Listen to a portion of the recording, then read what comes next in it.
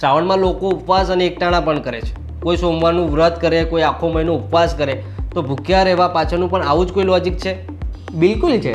શ્રાવણના ઉપવાસ એ કોઈ અંધશ્રદ્ધા નથી, પણ પાચન તંત્રના આરોગ્યનું અદ્ભુત વિજ્ઞાન છે. આયુર્વેદ સ્પષ્ટ કહે છે કે વર્ષા ઋતુમાં સૂર્યપ્રકાશના અભાવ અને વાદળછાયા વાતાવરણને કારણે આપણું મેટાબોલિઝમ ધીમું પડી જાય છે અને જઠરાગ્નિ પણ મંદ થઈ જાય છે.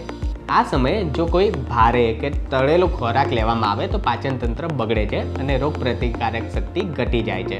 આપણા પૂર્વજોએ આ સિઝનમાં પાચન તંત્રને આરામ આપવા અને શરીરને કુદરતી રીતે ડિટોક્સ કરવા માટે ઉપવાસ અને સાત્વિક આહારની વ્યવસ્થા બનાવી હતી. અચ્છા, એટલે આજે પશ્ચિમી દેશો આને જ ઇન્ટરમિટન્ટ ફાસ્ટિંગ અને ગટ હેલ્થ રિસેટ કરીને મોંઘા પેકેજમાં વેચે છે. યસ, પશ્ચિમ જેને મોડર્ન સાયન્સ કહીને બ્રાન્ડ કરે છે, તે સનાતન ધર્મે હજારો વર્ષો પહેલાં આપણી જીવનશૈલીમાં વણી લીધું હતું.